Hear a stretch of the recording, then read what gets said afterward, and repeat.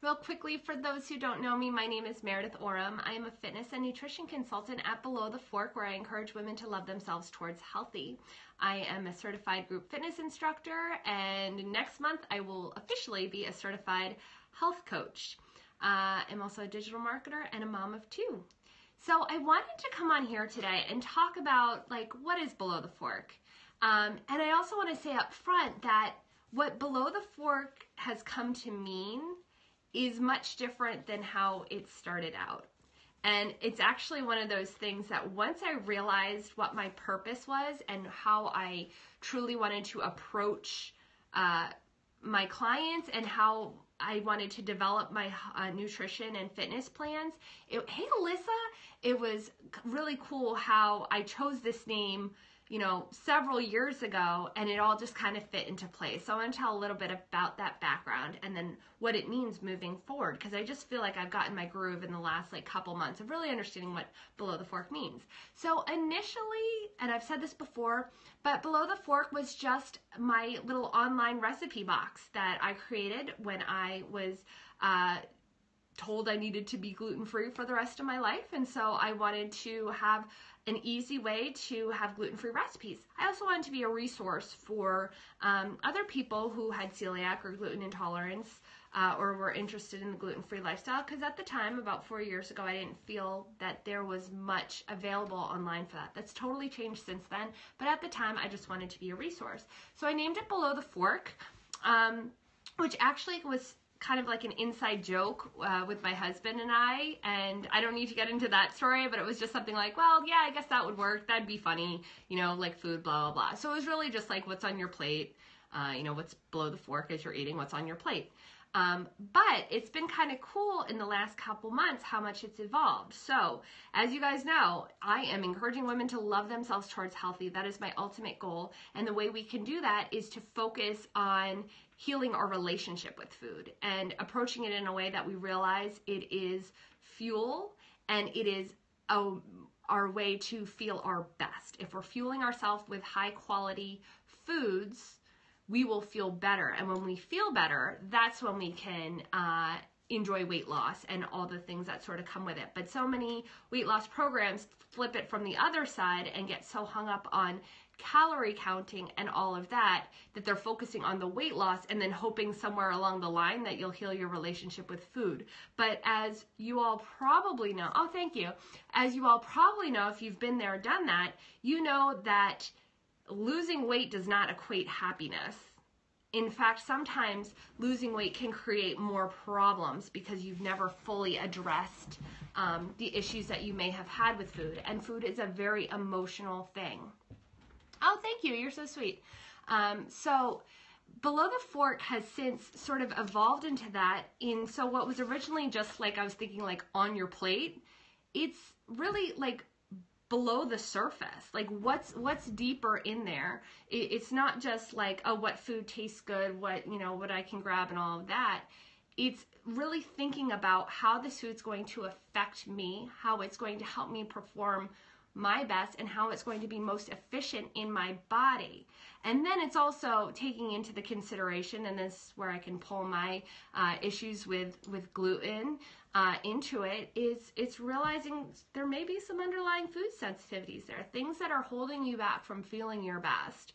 And that's really what it's about. It's more about the emotion wrapped into it. So I also want to talk a little bit about, and this is mainly what triggered this topic for my scope today. So I run online fit camps. In the past, I've used an app that I'm sure most of you guys are familiar with called Lose It, or my Fitness Pal. I don't really like my Fitness Pal, and I have done a scope about why I don't like these two apps before, and so I'm not going to get deep into what I don't like about it, but ultimately the real short, in a nutshell version of why I don't really like these apps is the high concentration on calories. And also because you put in all your stats and then it typically comes up with a really low estimation of how many calories you should be eating each day in order to lose a pound or two per week. Most science has now debunked that calories in, calories out mentality. It's great when you have a significant amount of weight to lose, but when you're down to your last 30 pounds, it doesn't always work, and that's why we see plateaus and frustrations and all of that. But because of the calorie counts there, everyone gets hung up. And as someone with a history of disordered eating, I get really hung up on it too. And so I've always been frustrated. So what I'm doing instead for my group, which, you know, I've been thinking about this so much over the last few weeks. And then finally I was like, you know what, I'm just rolling it out. If my current fit campers don't like it, I want their feedback. Yeah, a lot of us do. Who's that talking? Hey, Mike. And so I'm just going to roll this out, and, you know, I said, just try it for at least 2 days, and then I'm looking forward to their feedback so that they can see. And I actually do have a couple women in my fit camp right now who have been in a round with me before, which I think is exciting, because then they'll be able to tell me, you know, their true feeling on lose it versus this. So what I did was I created a chart. And I'm not asking for calories, I'm not asking for that. What it is all the food that they've eaten for the day, and it's broken out like breakfast, snack, lunch, snack, dinner. And then hunger level, which is super important too, because so many times we eat because it's lunchtime, not because we're hungry, or, you know, we eat. It's figuring out the habits that we've been in. Maybe I'm sitting down, like I've gotten in this habit, I get in this habit a lot. Like the kids are finally in bed. I can finally breathe. I get downstairs, sit on the couch, and then I immediately like want wine and chocolate. And I give into that too many times, and it's become a habit. I don't need that glass of wine, or really more, maybe the first glass of wine. I don't need the second glass of wine, but it's a habit. Like even certain shows, like when Grey's Anatomy's on, I want to have my glass of wine the whole time. Like that's a habit. So when we have this chart, we can write down why we're doing those certain behaviors. So hunger level, and then mood and thoughts with everything. So it's also pointing out certain times when you're writing that down, if you were stressed out. What was going on? Were you, like I just ate my lunch here at my desk, and I was doing some other things, and I realized I wasn't really focusing on my food, and I do that all the time. And then location, so that's to address too, if you're eating at your desk, if you're eating standing up in the kitchen, if you're doing one of those crazy mom things where you're like cleaning and taking a few bites and cleaning some more and taking a few bites and all of that, and then any challenges. So then I was thinking, and I wanted to kind of get some feedback on what you guys would think too. So I'm very blessed in that my husband is a web developer. He also creates apps at work, and I was wondering, and I did a little research. This is actually what was distracting me from focusing on eating my lunch versus just mindless eating. Would this be something you'd be interested in having in an app? So instead of like writing it down in a chart, now the whole premise of it would be you log all your food, but there's no calorie counting or nutrients in there. It would more be about your mood and how you felt about it. So hunger level, you would pick like 1 through 5, and you would just tap that in there. Mood, maybe we would have like pre-established moods, or maybe you could like write in a note for it. Location, it would be like a drop-down menu or however, and then you could handwrite in your challenges. Would that be something that like I'm really considering creating that, because I think that's something that's missing. All of the apps that seem available right now are all focused on counting calories, and if anyone's like me, that can really be a stumbling block in going back into old disordered eating patterns. So that's just something I'm kind of kicking around.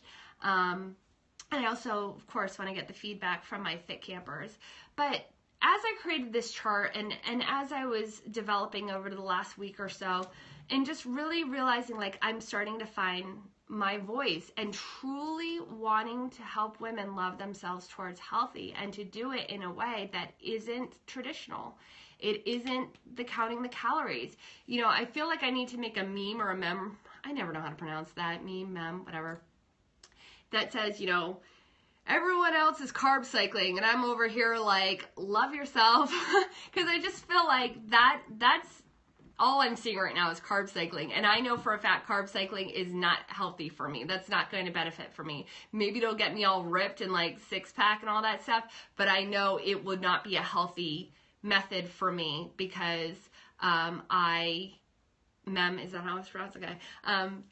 That would not be a healthy approach for me, because again, with that disordered eating in my past and my tendencies to get back into that, it's too much counting calories, it's too much counting carbs, it's too much looking in deeper into the nutrients of every little morsel I'm putting in my mouth. So anyway, that's really what below the fork means. It's looking deeper into yourself and why we're making the food choices we are.